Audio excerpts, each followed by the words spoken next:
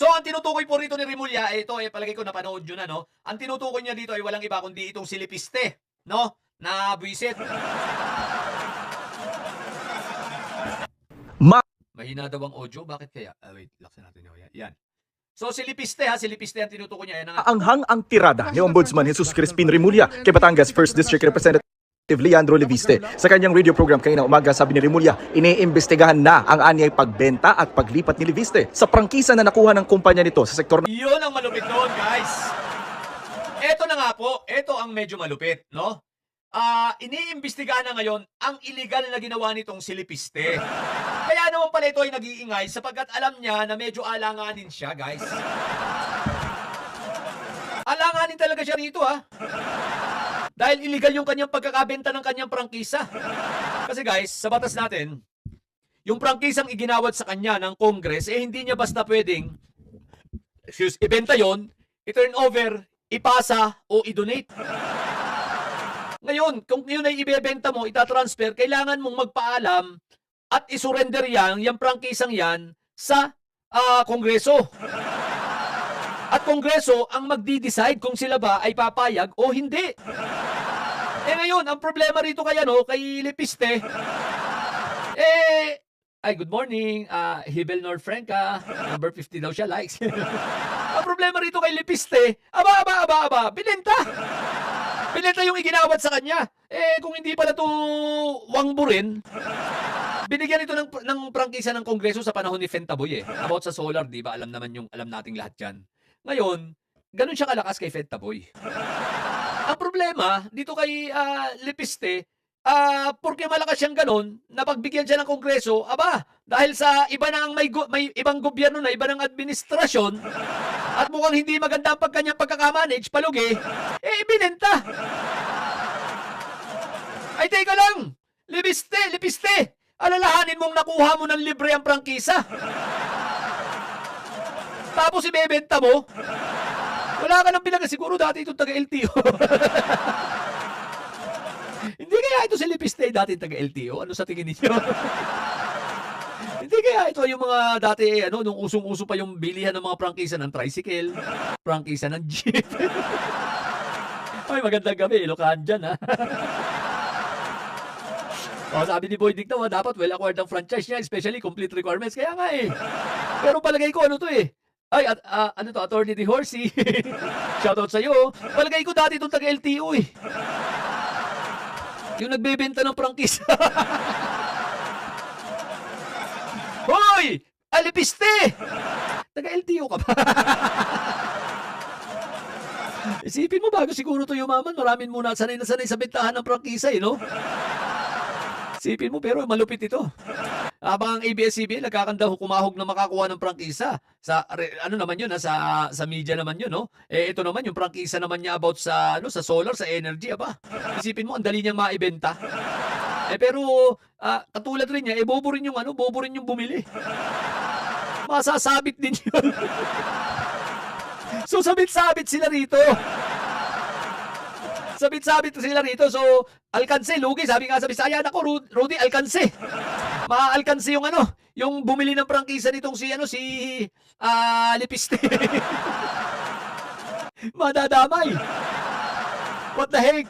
Ay, Nyara Velino 7748. Shoutout sa iyo, Guys, may napansin ako rito. Bakit kaya parang kakaunti ang trolls dito sa YouTube, no?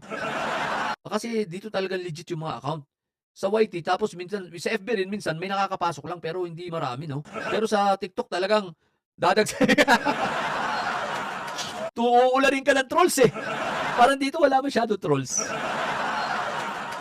Kaya sabi ko, parang kunti lang. Parang wala pa nga ako nakikita, no? Parang dito legit talaga ng mga tao, pero kung ako mamaya magla-live ako sa TikTok, tingnan mo. Talagang kukuyugin na naman. Bukas ako magla-live sa FB, bukas. So sige, balik tayo kay Lipiste. So napiste na. Napiste na si Piste. Tama si Camelio, real word dito. Kaya nga palagay ko maganda mag-concentrate din tayo dito sa sa YouTube. Palakasin natin 'to, tulungan niyo kung lumakas tong YouTube natin dahil para mawala man sa FB, tirahin na naman yung ating FB, at least may YouTube pa rin tayo. Kala nila, ha. Totoo yun, sabi ni Fred, marami troll sa FB. Ang dami nga eh. Ang dami ko na nga mga na-block kasi isipin mo yung mga account nila. Magko-comment tapos naka-lock profile na tapos ang mga followers, 5. Minsan wala pa talaga 10 yung iba eh. Yung iba nga kakagawa pa lang 0 eh. Tapos ang pina-follow mga 500 agad. Followers 0, mga 500 ang pina-follow. What the heck? Troll na troll no? Tapos malalaman mo pag troll talaga pag hindi Indian ang gagamiting profile pic, mga hayop eh. Sobrang lakas ang mga didili sa TikTok. At Facebook kasi mga hindi totoong tao. Mga ano lang yun. Anong tawag rito? Mga hindi ba yung mga trolls? Hindi talaga mga visual person. In short, ghost pa rin. Mga multo pa rin. What the heck? Oy, PNW 1081 happy Saturday Isipin mo, ano pa rin sila? Ghost pa rin? FB na nga lang tsaka TikTok, ghost pa rin.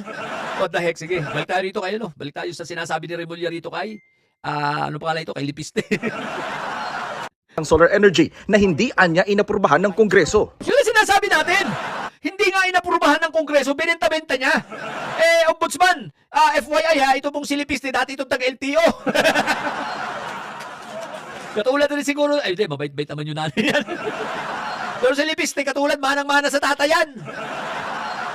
Yung tatay na illegalista. Manang-mana yan doon. Saka yun nga, nag-ano yan. Di ba drop out naman yan? Nag-masteral na lang yan sa LTO. Kaya sanay magbenta ng prangkisa.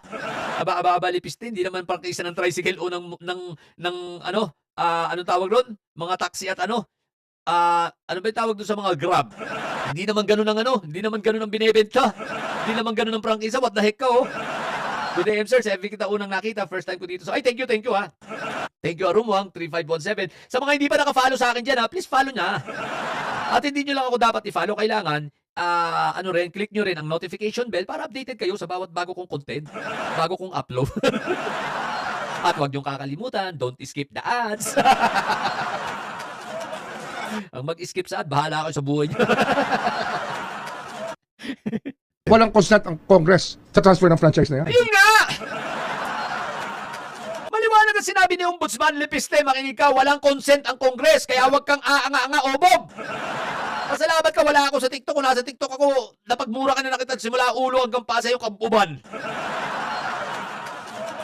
Di ba ka? Tatay ni Libis, sobrang lakas sa gobyerno, nakakulong, nakalabas. Totoo yan, nakapagpa-check up pa nga idol.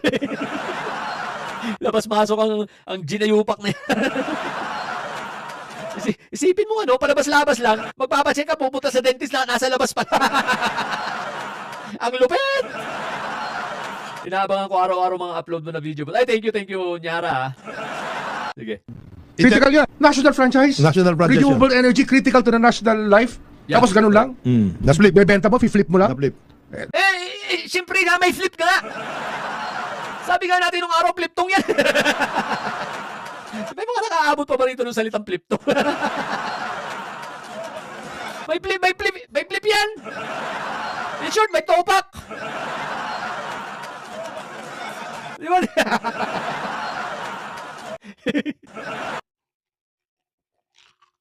Kawawa bumili ng franchise. Kawawa talaga, madadamay. Kung ako sa bumili ng franchise, ngayon palang sisingilin ko na ito. Babawiin ko ng binayad. Aba, sayang Madadamay pa. Madadamay sa investigasyon. Baka mabuklat pa tapos hindi pala nagbabayad ng buwis sa BIR. Naku, Buruti! Pero in fairness, kumita ng gusto rito si naging bilyonaryo talaga to si Lipiste. Yun nga lang, aanin mo ang dami ng pera kung siraulo ka naman. Di bali na wala tayong pera, guys, at least normal tayo. Marami kang pera, may sayad ka naman. Marami kang pera, may salti ka naman. Marami kang pera, siraulo ka naman. Dito na tayo kahit wala tayong pera.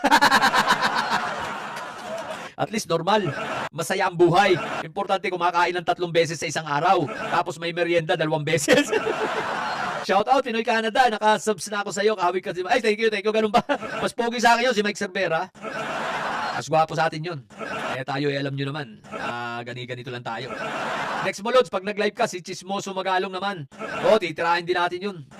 Ang tawag ko rin si Magaling. Parang noon live ko, tinira ko yung si Magaling Pag medyo nasanay na tayo ng mga ganitong ano, itong prism na master na ano ko na 'to, nagamay-gamay ko na 'to.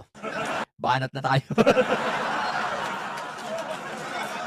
Kaya, tirahin natin 'yan. Yes, correct. At least normal tayo. Yes, kahit wala tayong masyadong pera, basta't kumakain tayo ng 3 beses hanggang 5 beses isang araw, okay na 'yon. Kahit wala tayong pera, basta't nakakapagpa-spa tayo linggo-linggo, okay na rin 'yon. Kahit wala tayong pera, basta't nabibili natin yung mga signature na damit na gusto natin, okay na rin 'yon. Mapapawat-dahi ka eh. Yan ba, walang pera? Hindi, ano ka ba, loyalista ka eh. Ganun talaga. Yun, ganun ang buhay ng pinakayagit na yung loyalista dapat. Hindi, basta lagi tayong masaya, okay na yan. Tsaka ano, magmumura si Mike. Nagmumura si Mike, ay ganun ba? Ako rin eh, pag nakita mo ako sa TikTok, baka wala sa akin sinabi lahat yan. Alam mo, kalaban ko lang. Siguro makakapantay ko lang sa murahan pag ako'y nasa TikTok, baka si ano lang eh, si Kap. Pero pag dito, bait-baita na ako. Pero minsan, kaya ako nagiinom ng beer na lang kasi nga, ano eh, para akong tawag dito, para ako hihimatayin pag di ako nagmumura ng naka-live eh. Parang nga natutuyo ako ng ano eh, natutuyo yung aking ano, lalamunan dahil sa hindi ako nagmumura. Pero okay din naman. The feeling is mutual. New subscriber mo ako, sabi ni Ilocan dyan. Ay, salamat po Ilocan dyan ha. At first time sa live feed mo, thank you po. Actually, dapat, katitesting ko. Dapat mamaya pa ako mga 7 talagang magla-live. Pero okay na rin yan. 7 dito ng gabi ha. Dyan ay alas 10 ng umaga dapat. So medyo napaaga lang tayo. Pero okay na rin yan. Ayoko nang mga ako kasi kung anong araw ako magla-live o anong oras kasi lagi akong napapako eh. Ewan ko ba kung bakit ako eh. Basta kung kailan ko lang maisipang mag-live, magla-live ako. Kaya yun. Pinoy Canada, dito ka na lang sa YT. Mas maganda dito. May trollman, madali patalsikin ng viewer. Basta magbigay ka ng modulator sa regular mo fa. Ganun ba? Sige. Pero di okay din naman yung ano, wag lang nang i-spam. Ayoko lang nang i-spam ang ginagawa kagaya sa Black App tsaka sa FB, di ba? Pag spam na, nakakaasar na yon. So pag hindi naman nag-i-spam, okay lang. At least para medyo may ano naman tayo, meron tayong ano diyan, may spice naman tayo diyan sa baba. Alam mo, yung mga didilis, kahit ganyan yan, ganyan na talaga yan. Yung mga didilis na tunay na tao, sinasabi ko importante rin sa buhay natin yung mga yan eh. Dahil kung wala yung mga yan walang saya. Isipin mo na, alam nyo ba na kung bakit tayo matalino? Dahil ub-ub ang mga yan. Kung hindi, parang bawal kasi salitain dito yung ub-ub no? Kaya ub-ub na lang eh. Kung hindi yung mga yan ub-ub at mga pero narinig ko si Llamas, nagsasalita ng tanga, pwede siguro yung tanga. 6 PM dito sa Edmonton. Ay, taga Edmonton ka ba? Ilocan dyan? What the heck? Taga rito lang ako sa Lidok. Meet up tayo minsan. Kung alam ko lang, ililibre kita. Kahit tayo ng steak. Siyempre, loyalista tayo eh. Parang naalala ko si Mandalulo noon, nagyabang. Yung isang didilis, no? Nagyabang, nagkain ng steak, pinayabangan ako, kinontent. Aba, pagkataka yung pala, kinakain pork chop. Tapos ang laki ng taba. Sabi ba naman sa akin kala mo ikaw lang ang kumakain ng steak kasi nagyabang ako, kumakain ako ng steak. Tapos di ba kain ako ng steak, gaya na naman siya. Ayun nga lang, pag gaya. Hindi ko malimutan. Pag gaya niya guys, puta, ang laki ng taba, puting-puti. Hindi steak ang tinira, pork chop.